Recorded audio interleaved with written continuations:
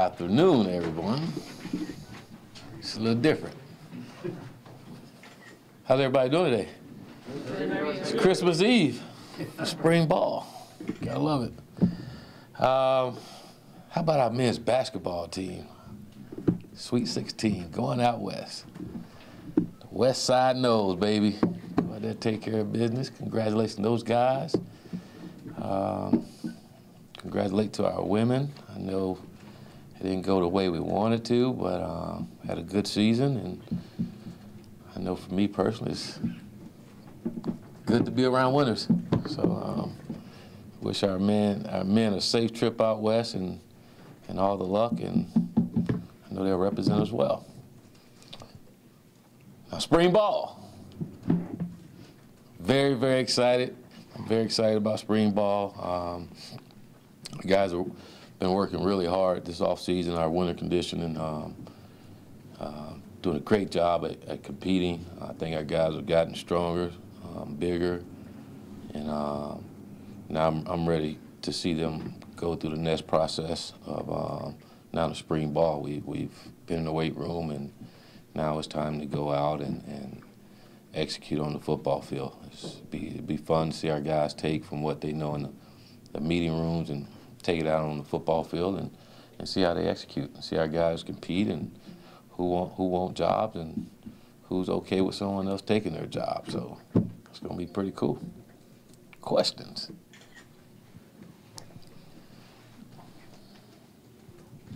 Willie, as far as your system, offensively and defensively, how much can you install in these 3 to 4 weeks to get a feel of what you exactly have?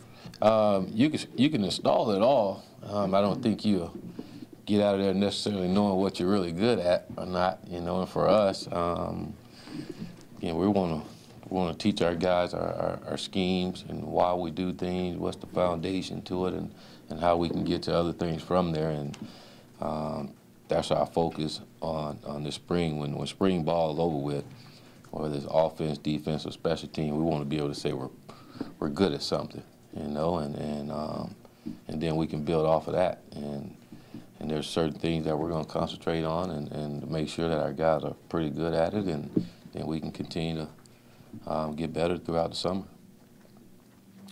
Coach, what's the dynamic that you try to create between you and your players, and how's that going to change as we enter spring?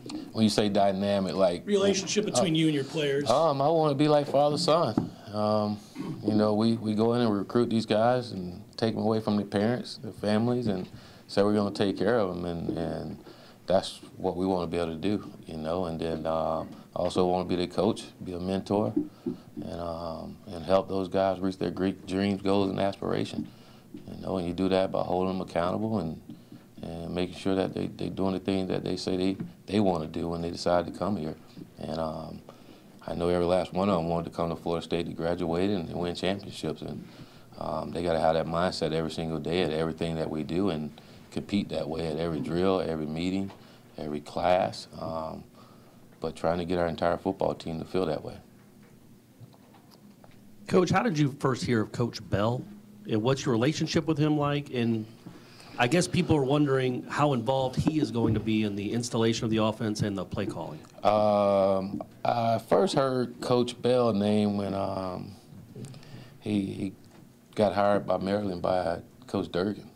DJ and I worked out at Stanford, had a good relationship, and when DJ hired him out there, that's when I first heard Walt's name, and then I started to hear more about what he did at Arkansas State, and I remember watching those guys play against Texas this year when he had some healthy quarterbacks, and they did a good job against Texas, probably one of the few teams that really did that well against Texas defense. And so study him a little bit, do a lot of similarities we do in the offensive schemes.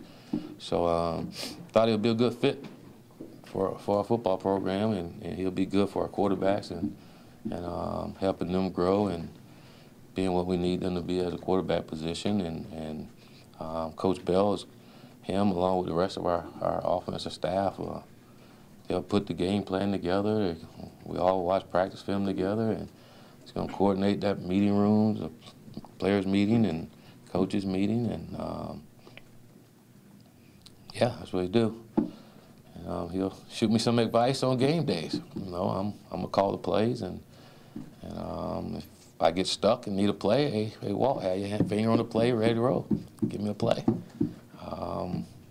Hey, Greg, I need a run play. Give me a run play. But it's pretty much how it goes. I'm gonna call the plays. I'm gonna be in the meetings with the guys. I'm gonna know everything that's going on within the offense. At least I better know what's going on. But we're gonna work together, and day to day and installing and those things.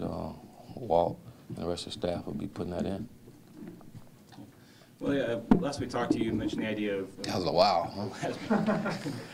mentioned the idea of going and now recruiting the guys that were already here. I was wondering, how that process went. You feel like you've gotten a good start with some of the veterans on the team? I do. It's been fun.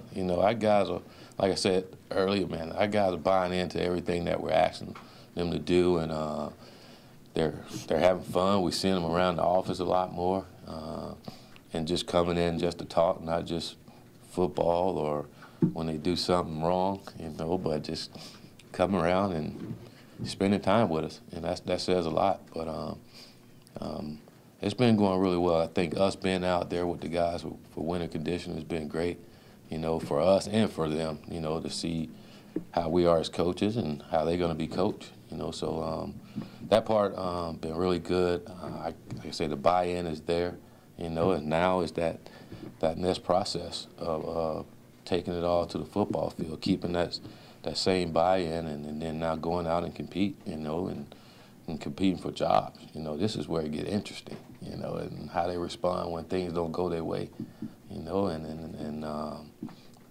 how they gonna respond when the competition is close. We want those guys that's gonna find a way to win.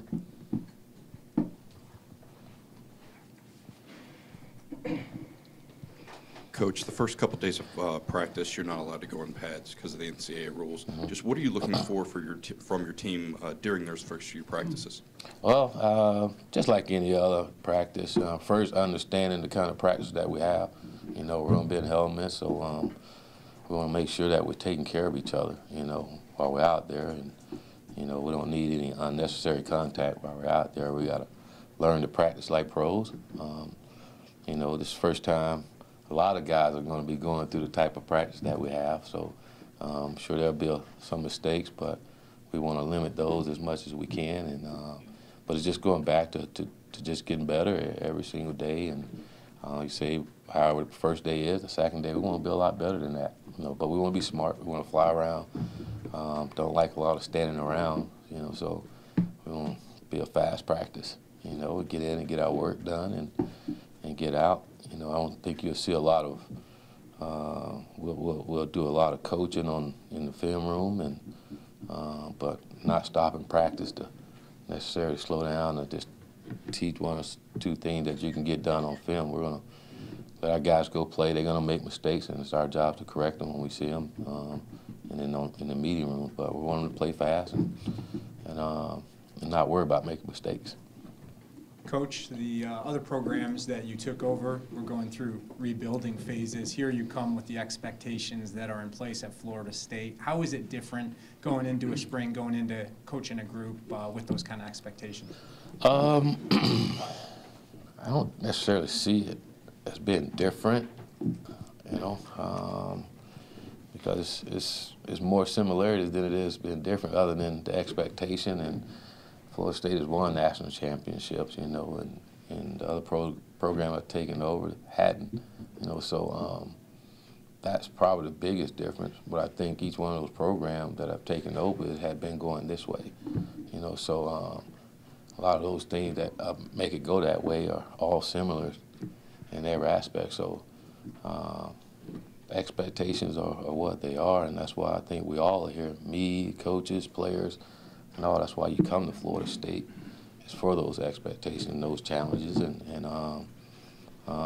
you look forward to, I know me personally, just look forward to going through the processes to to get through those challenges, you know, and to accomplish those things that you want to accomplish and live up to those expectations. So I look forward to going through that process with our players, as we're doing now, and building it to how you think it should be in order to, like you say, fulfill those expectations.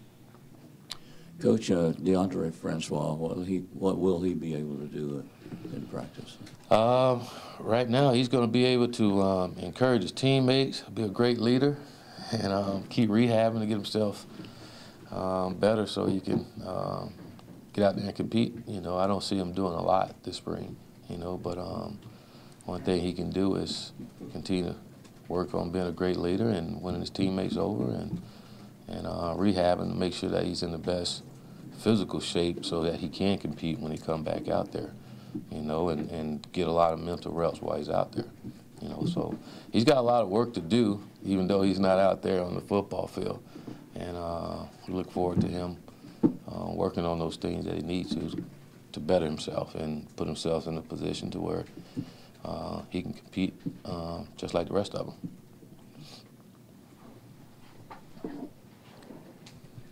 Coach, we see some banners on the practice field, blame no one, and there's another one, make no excuses. What's the other one? What's the other one? You don't see the other one? I didn't see the other one yet. It's not. Did you It's see on the it? opposite side. Oh, okay. Oh, okay. Maybe I'll see you in a little bit. Yeah, you'll see it. What is the importance Do of... something. Do something? I apologize for not seeing it. The importance of instilling accountability with your players. Why did you feel like it was so important after the way last season ended and where you saw the players when you got the job and now after the chase? Why do you think that's so important to kind of instill there? Well, it's just important to all young people that you instill accountability. You know, they don't know, and it's not right for us to assume that they do know. And you're just trying to help them grow as young people as they get older. And I think we all know that those things are critical in being successful, is being accountable and being disciplined in what you do. And those words that you saw out there, I personally think is pretty much all you need and with a work ethic in order to be successful. You know, I think all of it is simple, but it's not easy because of all the distraction. But don't ever make any excuses for you not being successful. You know, I tell our guys that don't make excuses about anything.